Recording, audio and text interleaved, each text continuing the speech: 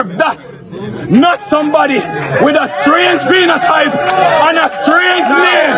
It is ours. We will fight and die for this. Holiness on the Prime Minister of Jamaica, Andrew Holness. This is in your court now. Remove these. My heart bleeds that my own people have guns. If I step across this area. Hello everyone, this is Eli from Africa, and if it's the first time you're coming across the channel, please consider subscribing. Now, I'm sharing this video of the revolution that is about to take place in the Caribbean and which has started in Africa. So let's have a look at this video, then have a discussion at the end of it. Thank you so much. Oh no, man, shoot me in my head and kill me because the man them with the money and the power. What are you going to turn you against me? That hit me. All people died in these waters. We deserve On a peaceful protest, just to swim. It is only to swim, and many of us can't swim. We're just going to dip in the water and walk on the sand. They shouldn't be welcomed as leaders of the country, as representatives of the head of state. How these two young white people now going to be here saying we are going to kowtow to them and we are going to bend and bow and kneel to them as if they are gods. Those days are done. The monarchy is a relic. We should leave it behind. It's time for us to move forward and talk about the democratic process.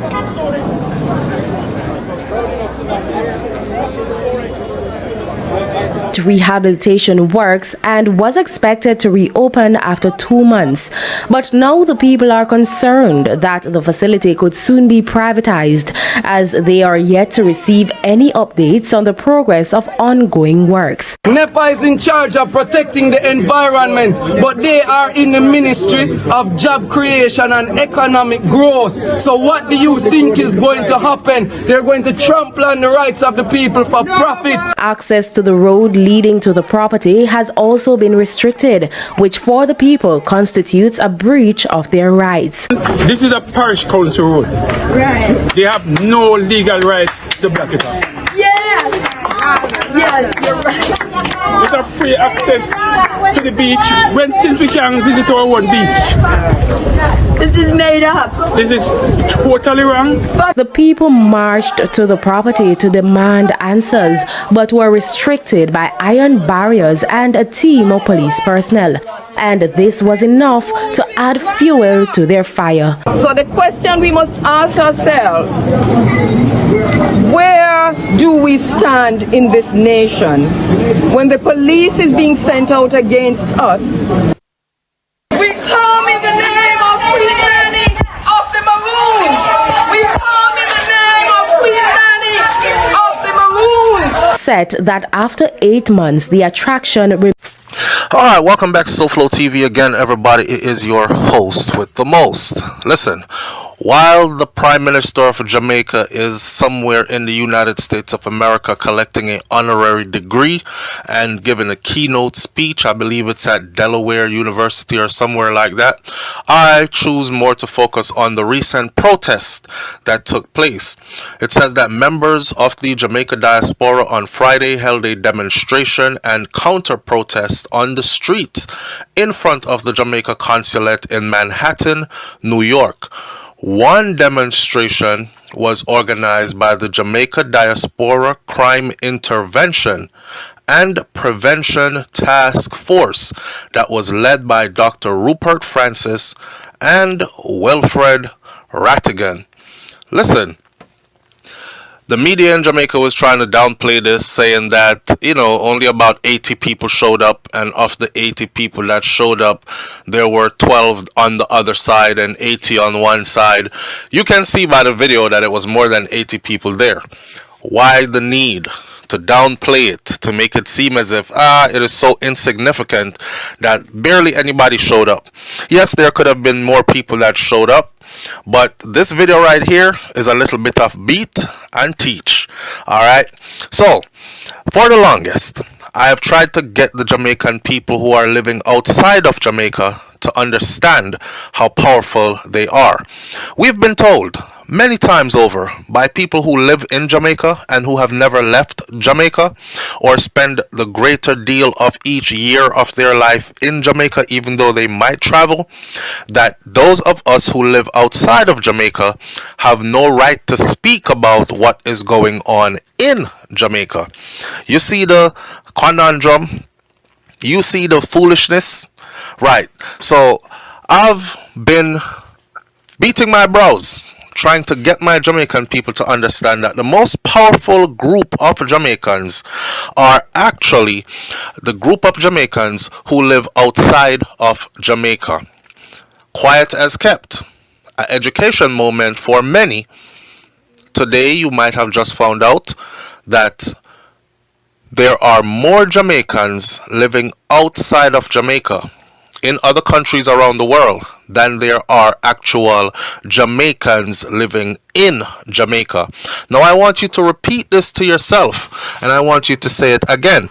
There are more Jamaicans living outside of Jamaica in other countries around the world than there are Jamaicans living in Jamaica. This is what makes them very powerful. Their remittance dollars is what makes them powerful. Remittance dollars means monies that are sent in cash, Western Union, MoneyGram, whatever ways you send cash, dollars, money, transfers, bank-to-bank transfers, looking after their family members and friends, and those funneling their income from overseas to invest in Jamaica by purchasing property and opening businesses, etc., etc. They are in a position of power in comparison to the Jamaicans that live in Jamaica. Now, please don't take this as a competition thing, because I don't want anybody to feel like I am pitting Jamaicans who live outside of Jamaica against Jamaicans who live inside of Jamaica. Quite to the contrary. My goal is to unite Jamaicans living outside of Jamaica with Jamaicans living inside of Jamaica, so them can stop call we foreigner, so they can stop looking at us as strange people and tourists, so we can work together to establish what will become a better Jamaica, not just for now, but for future generations to come. Now, this particular demonstration that was held in New York City recently, it was about violence, and it was about the climate of violence in Jamaica. Now, somebody might say, why are they so concerned about Jamaica if they don't live in Jamaica, especially when it comes to violence? Well, let me give you a little idea why. A lot of Jamaicans that left Jamaica for a better life. So a lot of people went off into the world, into countries whose money is worth a lot more than Jamaican money, into countries that had more opportunities to offer than Jamaica had to offer, but they never turned their backs on Jamaica. Most Jamaicans that leave Jamaica, their dream is to make it back to Jamaica one day after they had established themselves, full up a bank account somewhere, made enough money to be able to help not just themselves but others around them, and gain some expertise that they can teach as well along the way. So people have gone off to different trade schools, got their certifications. People have gone off to different colleges and universities and gotten their degrees, from lower level degrees all the way up to a doctorate degree, etc., etc., and has accomplished great things. People from Jamaica are now serving in every facet of life in, say, the United States of America, for example, where you have Jamaicans who are mayors of cities. You have Jamaicans who are CEOs of multi-million and billion-dollar companies. You have Jamaicans who are entrepreneurs who started a business from scratch and are now multi-millionaires in the United States of America and other countries in the world. And these Jamaicans all share something in common. Guess what it is? It relates to this protest. It's the great fear of returning to their homeland, Jamaica, with all good intentions to build up a trade school, to open up something where the youths in communities can vibe and come, a computer center, and learn, and then you are targeted, and then somebody say, yo, you know, say him just come from foreign, yeah man, you know, say there's something when build up over there, so, and the business when up and down there, so, and then next thing you know, you are extorted, and you are robbed, and you are, God forbid, murdered, you know, those situations. So with the crime wave and the murder rate at the level that it is, and Jamaica being a place where we can clearly see that gangs are more in control than law enforcement is. Shout out to the law enforcement officials. Wanna get basket for carry water. Because let's take for instance the influx and the inflow of guns. Jamaica doesn't have any gun factories, yet Jamaica is loaded with guns. And guess who always has guns? The criminals. But then you have the FLA in Jamaica, who is very biased at how they give out the right to bear arms to the citizens, law-abiding, tax-paying citizens. So most of them are left at the mercy of armed gunmen who, in many cases, are not afraid to confront even law enforcement officials. It's a scary look for somebody who is looking to return home, to invest their monies they've made over the years, and to lend their expertise to the next generation coming up to make Jamaica a better place for now and for the future. This is one of the things that has been crippling Jamaica, because a lot of people who are highly skilled and highly learned in whatever the case the field may be, they have decided to never return to Jamaica again. And if they do, they are locked inside of an all-inclusive resort. They spend some time with the family. They barely venture out. So they are picked up at the airport. They are taken to their resort. They spend their time there. And then they are taken from the resort back to the airport when they leave. So they don't even see Jamaica anymore. And then for those who do venture out, do you know what it feels like to come home and you are so scared? You lock yourself in the house all day. After spending all year bragging in the US about how I can't wait to go to Jamaica and I have fun. And a lot of them come to Jamaica and then they're afraid to go outside and afraid to really go somewhere. Yeah, you might go down the road and go get some food here and this there, but you're not out and about like you would want to be. In a time gone by, we used to be able to be out and about. I'm talking about being out under the stars, partying till morning light, people of all ages, right?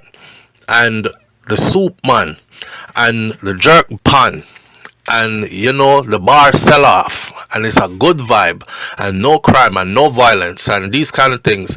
Nowadays, people are skeptical and people are scared.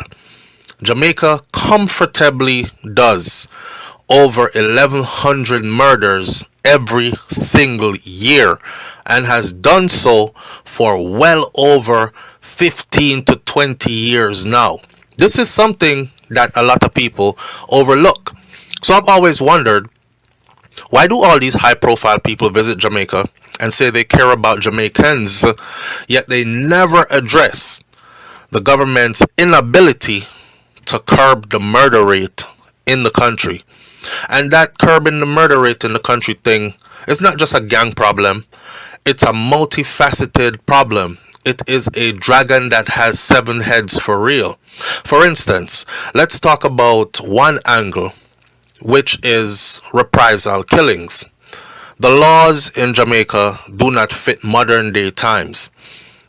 And the system, as far as surveillance goes, as far as law enforcement, investigation, gathering evidence, etc. goes, if a man's family members are killed and then he gets no justice because he sees the murderer walk free, or the murderer is never caught, yet a lot of people know where he lives or where he resides or where he circles every day, his whereabouts, it's only a matter of time before the matter is taken into one's own hands, because justice must be served whether by the hook or by the crook, whether it's Now we all know whatever is going on in the world right now.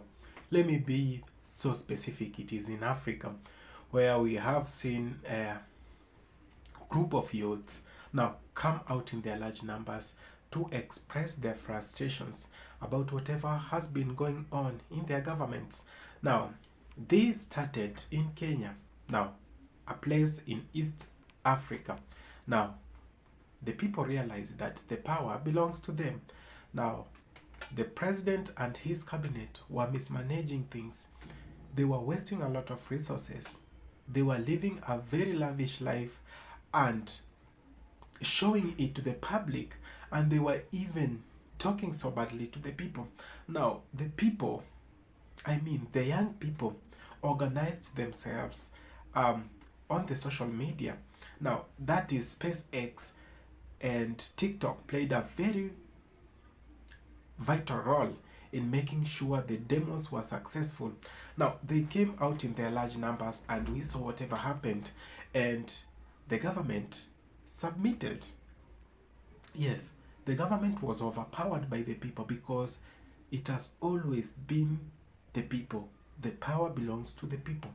We have seen it happening in Nigeria. We've seen it happening in Liberia and so many other countries. Mali also, it's on the list. People are copying whatever is happening in Africa. A big revolution is coming your way. Now, let me talk about Jamaica and the Caribbean. Now, many people in the Caribbean, and let me be specific, in Jamaica, have been saying how much their governments have not been delivering, how much corruption has taken the better part of the governance, and how much the people have benefited from public resources that were meant to go to hospitals, that were meant to build schools, build roads, and connect people with electricity. But what happened?